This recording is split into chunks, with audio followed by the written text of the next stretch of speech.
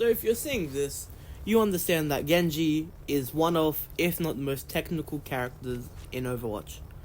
But once you truly understand how he works, he can be the most rewarding character in the entire game.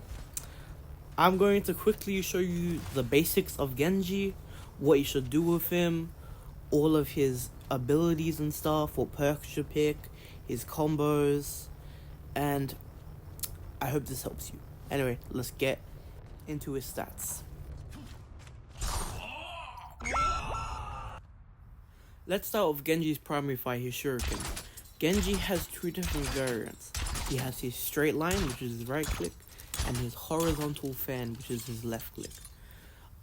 Each Shuriken does 27 damage, I think. Yeah, 27. And a headshot of 54. So altogether, a full set of headshots will do about 162, which is insane damage. He also has his close shurikens, which does the same amount of damage, but it just does it in more of a burst than the other ones. You mainly use your other shurikens, your fan shurikens, when you're up and close with enemies, so it makes it easier to do more damage. And you use your longer range shurikens when you're attacking from farther away, as it's just more reliable and better. Anyway, next off we have Genji's abilities, which, as you can see, Genji can double jump, and what many people don't even use, wall climb. This is a crazy part of his kit, which I don't see enough people using, because you can be here, get low, run away. Now you have an off angle on their team, which makes it incredibly good for pressure and just distracting their team. Just by using this alone, you immediately get value for being in their backline, making them have to look at you. Next up, we have Genji's dash. His dash travels 15 meters in whatever direction you're looking, doing 50 damage. Genji has a unique thing though, where if you kill someone while you're dashing on cooldown, you get it back. See here? And then I'll kill him. Boom, you get your dash back. This is called a reset. This is the main part of his kit for you to go in and out and get kills. And also, don't only use your dash to get kills. Use it for mobility. I don't see enough people doing it. You can go in, get your kill, and then get out, which makes you a mosquito, which is your goal in this whole game, to be annoying as possible. Before I talk about his final ability, Deflect, just a quick overview on how to play Genji. You want to be in their backlines, making pressure, make them have to look at you. This alone makes it easier. You can pick up support, and yeah. Anyway, quickly, Genji's last ability is his Deflect, which, simply stated, he deflects bullets or projectiles. There's not really much to talk about here. You look at somewhere and it goes there. Although, don't just randomly use Deflect, like, oh, you're fine, and then boom, Deflect. You just wasted a very valuable ability, and now you're left open. There's nothing to defend yourself. So use Deflect strategically. Like, for example, if you're fighting a cast, cast are gonna shoot you, and then you deflect, and then you get the final kill to go out. It's very simple. So don't use Deflect willy-nilly, but also don't forget about Deflect, as it's still a big part of your kit. Now that we've covered the abilities of Genji, let's talk about how you should actually play Genji. Genji is a flanker.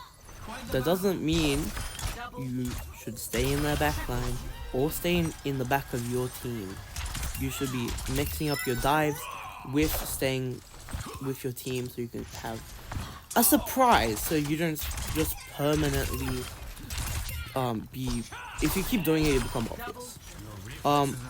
As Genji, you should look for people that are isolated or have wasted really good cooldowns. If someone is separated for your team, You go for them, you do that, instantly they go down a person. Like for example, Baptiste over here is separate for his team. All you need to do is spot him, dash him, kill him. You just got immediate value. Now let's get into Genji's ultimate. Here's Dragonblade. When Genji activates his ult, he pulls out a sword that does 110 damage per swing in a small radius. You can do this with your dash to get quicker limbs.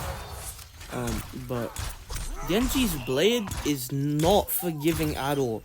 If you miss a single person with your slash, or the enemy team uses one cooldown, your blade unfortunately is kind of useless. So you want to strategically use your blade when you win the team fight. You don't want to just pop it unless you're the best Genji player in the world. I don't know what to tell you. So the main things to really look out for with Genji blade, if they have Suzu or Zen ult, I'm gonna be honest, just don't even bother popping blade. Same with, what's it called? If the enemy team has grab as well, don't even think about popping blade until they've wasted. You can still use blade as a team winning fight though, as you can see here. If you slash twice and then dash into them, you instantly kill them, which is still pretty powerful, but it's not really the main reason you're going to be playing Genji. Yo, that was so tough. Next up, we have Genji's perks. Genji's perks are pretty important. You have two of them, which is Swift Cuts and Dragon. First, Swift Cuts basically makes it so you use your dash. Every time you melee a person, you get -3 seconds on your cooldown. This is usually useful because Genji is mainly in close range. And you just get your slash back.